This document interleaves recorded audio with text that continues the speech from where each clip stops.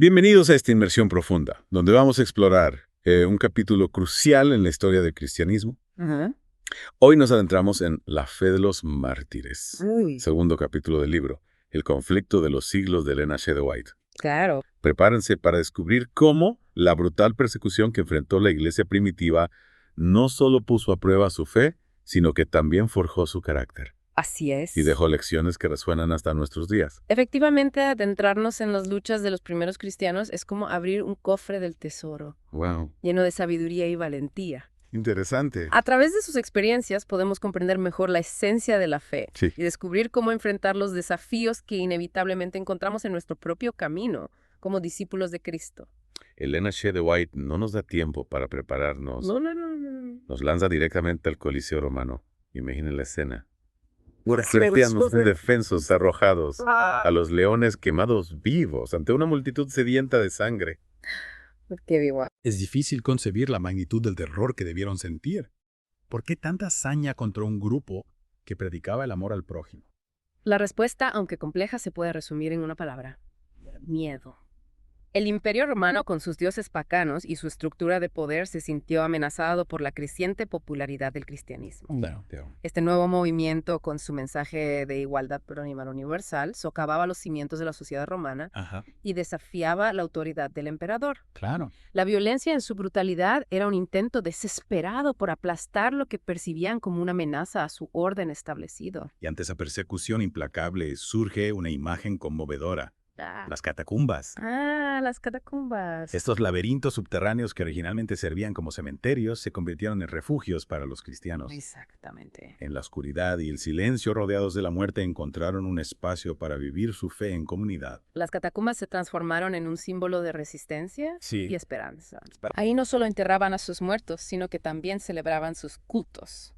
Compartían la palabra de Dios Qué interesante. y se fortalecían mutuamente en la fe. Wow. Es un testimonio conmovedor de cómo la fe puede florecer incluso en los lugares más inesperados en medio de la adversidad y la persecución.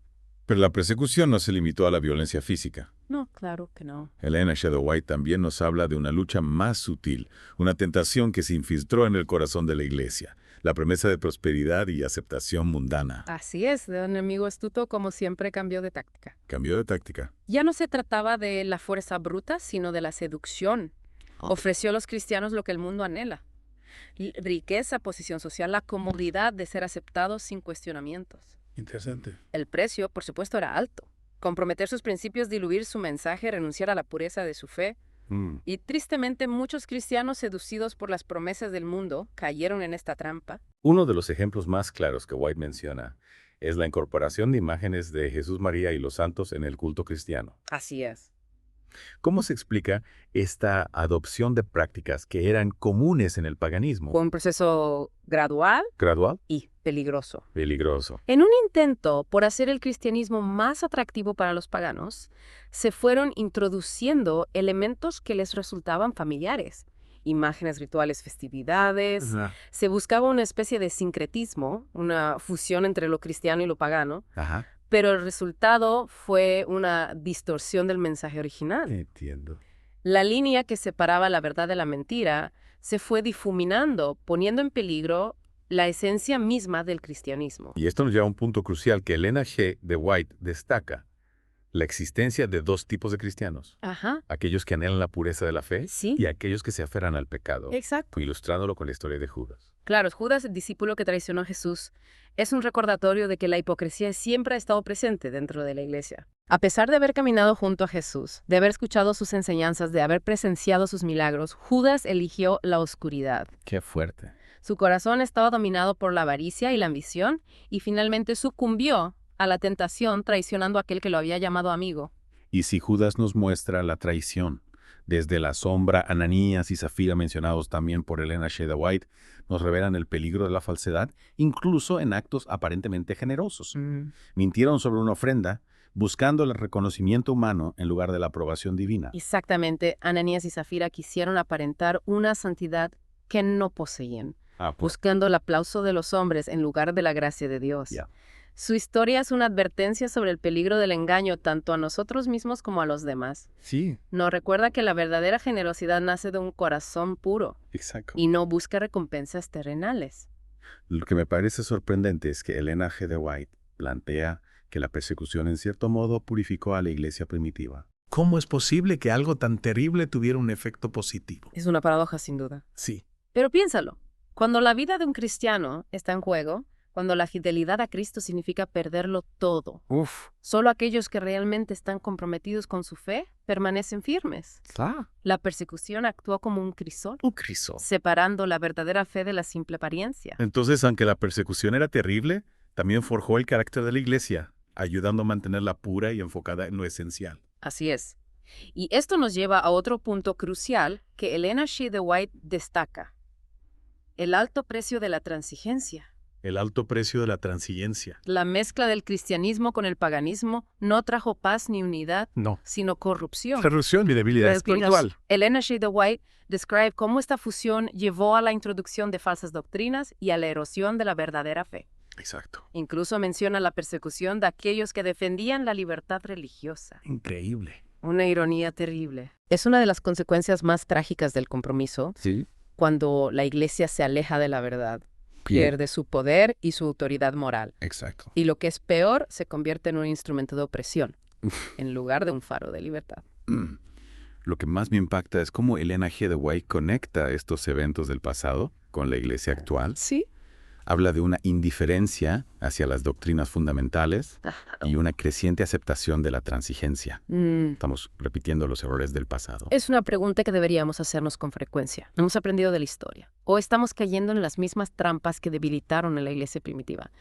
Observamos una tendencia a diluir el mensaje del Evangelio, a adaptarlo a los gustos del mundo, a buscar la popularidad a expensas de la verdad. Y Elena G. de White incluso sugiere que la falta de persecución actual podría ser una señal de que la iglesia ha perdido su distintivo, que ya no representa una amenaza para los valores del mundo. Es una idea provocadora, sin duda. Si la iglesia no está siendo perseguida, es porque se ha vuelto inofensiva. Se ha acomodado tanto al mundo que ya no desafía sus principios. Es un pensamiento que nos invita a la reflexión y nos lleva a la última paradoja que White aborda: el Evangelio como mensaje de paz y al mismo tiempo la persecución que enfrentan los cristianos. ¿Cómo podemos reconciliar estas dos ideas? La paz que ofrece el Evangelio no es la ausencia de conflicto, sino la reconciliación con Dios. Y esta reconciliación nos lleva a vivir de acuerdo a los principios de Dios, lo que inevitablemente nos pondrá en desacuerdo con un mundo gobernado por el pecado. Es decir, que la verdadera paz implica estar dispuesto a nadar contra la corriente, a defender la verdad, aunque eso signifique enfrentar oposición y rechazo. ¿Cómo podemos, como cristianos en el mundo actual, mantenernos firmes en nuestra fe, resistir la tentación de la comodidad y el conformismo, y vivir una vida que refleje el amor y la verdad de Cristo? Elena G. de White nos ofrece algunas claves extraídas de las experiencias de la iglesia primitiva. En primer lugar, nos recuerda la importancia de conocer profundamente la palabra de Dios. No podemos defender lo que no conocemos, ni podemos vivir de acuerdo a principios que no comprendemos. Estudiar la Biblia, meditar en sus enseñanzas, permitir que la palabra de Dios ilumine nuestra mente y transforme nuestro corazón. Es la base para construir una fe sólida, una fe que pueda resistir las pruebas y las tentaciones. Exactamente. Pero no se trata solo de un conocimiento intelectual. Elena G. de White enfatiza la necesidad de una experiencia personal con Cristo, de una relación viva con Él. Es en la intimidad de la oración, en la entrega a su voluntad, en la obediencia a sus mandamientos, donde encontramos la verdadera fortaleza espiritual. Esa conexión con Cristo, alimentada por la oración, la meditación y la obediencia, es la que nos da el poder para resistir la tentación, para mantenernos firmes en la fe, para vivir una vida que honre a Dios. Así es. Y esa transformación interior debe manifestarse en nuestras acciones, en nuestra forma de vivir. La fe sin obras es muerta, nos dice Santiago en su carta. No podemos ser solo oyentes de la palabra, sino hacedores. Nuestras acciones deben ser un reflejo de nuestra fe. El amor, la compasión, el servicio al prójimo, la búsqueda de la justicia. Son las obras que dan testimonio de una fe viva, una fe que transforma el corazón y se traduce en una vida que impacta al mundo. Y Elena G. de White nos advierte sobre el peligro de la hipocresía de aparentar una santidad que no vivimos. ¿Cómo podemos evitar caer en esa trampa? La clave, creo, está en la autenticidad. Debemos ser honestos con nosotros mismos y con Dios, reconociendo nuestras debilidades y buscando su ayuda para vencerlas. La santidad no es una máscara que nos ponemos, sino una transformación interior que se produce por la gracia de Dios. Ser auténticos, transparentes, reconocer nuestras limitaciones y buscar la ayuda de Dios para crecer en santidad. Es un proceso continuo, un camino que recorremos con la confianza de que Dios está obrando en nosotros, perfeccionando nuestra fe y transformándonos a la imagen de su Hijo. Pero seamos realistas, a veces es difícil mantenerse fiel a nuestros principios cuando nos enfrentamos a la presión social, a la burla, al rechazo. ¿Qué consejo nos da Elena G. de White para esos momentos de prueba? Ella nos recuerda que no estamos solos. Cristo está con nosotros en cada paso del camino. Él experimentó la tentación, el rechazo, el sufrimiento. Y nos promete su gracia para sostenernos su paz, para consolarnos su poder, para vencer. En las palabras de Jesús, en el mundo tendréis aflicción, pero confiad, yo he vencido al mundo. Saber que Cristo ya ha vencido al mundo, que Él está a nuestro lado, que nunca nos abandonará, nos da la fortaleza para enfrentar cualquier prueba, cualquier adversidad, con la certeza de que la victoria final es suya. Elena G. de White describe cómo los primeros cristianos se animaban mutuamente en la fe, cómo compartían sus experiencias y se fortalecían en la unidad. Esa comunidad de creyentes era fundamental para su resistencia. Y sigue siendo esencial hoy en día. Necesitamos rodearnos de personas que compartan nuestra fe, que nos animen a crecer en Cristo, que nos apoyen en los momentos difíciles. La iglesia es un cuerpo y cada miembro necesita del apoyo de los demás. La iglesia, como comunidad de fe, como familia espiritual, nos ofrece un espacio para compartir nuestras luchas, nuestras alegrías, nuestras dudas. En la comunión con otros creyentes encontramos aliento, consuelo, fortaleza y la inspiración para seguir adelante en nuestro camino de fe. Hemos recorrido un camino fascinante a través de la fe de los mártires, reflexionando sobre la persecución, el compromiso y las lecciones que la iglesia primitiva nos ofrece. Pero aún queda una pregunta crucial que Elena G. de White nos invita a considerar. Wow. ¿Cómo podemos, como cristianos en el siglo XXI, conciliar el mensaje de paz del Evangelio con la realidad de la oposición y el conflicto que a veces enfrentamos por causa de nuestra fe? Es una pregunta que resuena en el corazón de muchos creyentes y el Evangelio es un mensaje de reconciliación, de amor al prójimo. Ajá. ¿Por qué seguimos experimentando rechazo, bula e incluso persecución por vivir de acuerdo a sus principios? ¿Cómo podemos comprender esta aparente contradicción? Elena G. de White nos ayuda a comprender que la paz que Jesús nos ofrece no es una paz superficial, una simple ausencia de conflictos externos. Entiendo. Es una paz profunda, una paz interior que nace de nuestra reconciliación con Dios. No. Una paz que trasciende las circunstancias y nos sostiene en medio de la tormenta. Es una paz que no depende de nuestras circunstancias externas, sino que brota de nuestro interior, de nuestra conexión con Dios. Exactamente. Es una paz que nos permite enfrentar las dificultades con serenidad, con la certeza de que no estamos solos, de que Dios está a nuestro lado. Así es, y esta paz interior, esta confianza inquebrantable en el amor y la fidelidad de Dios es la que nos capacita para amar a nuestros enemigos, para orar por aquellos que nos persiguen, para responder al mal con bien.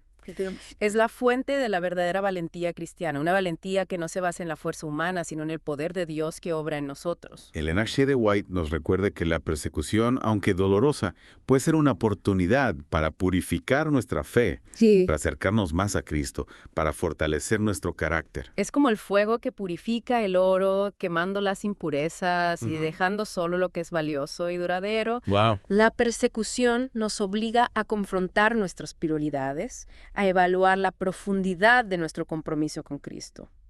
Nos despoja de las comodidades, de las superficialidades, de todo aquello que nos impide vivir una vida auténticamente cristiana. En el capítulo, Elena G. de White menciona el ejemplo de los mártires, aquellos que dieron su vida por la fe. Así es. Su valentía, su fidelidad, su entrega incondicional a Cristo nos desafían a considerar hasta dónde estamos dispuestos a llegar por amor a Él. Los mártires nos enseñan que hay valores que son más importantes que la propia vida. La verdad, la justicia, la fidelidad de Dios. Son un testimonio del poder del Evangelio para transformar vidas, para inspirar un amor que vence al miedo, un sacrificio que trasciende el dolor. Sus historias nos interpelan, nos invitan a reflexionar sobre nuestra propia vida. Estamos viviendo de tal manera que nuestra fe pueda resistir la prueba. Estamos dejando una huella que inspira a otros a seguir a Cristo.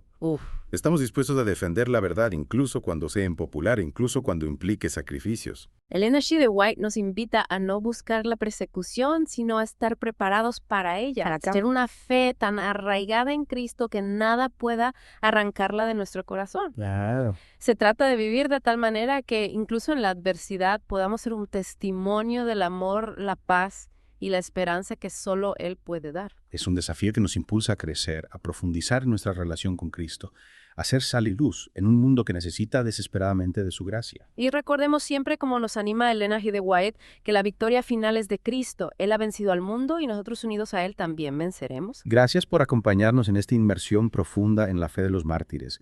Esperamos que las reflexiones compartidas hoy les inspiren a vivir con mayor convicción, con mayor valentía, con mayor entrega a Cristo. Hasta la próxima.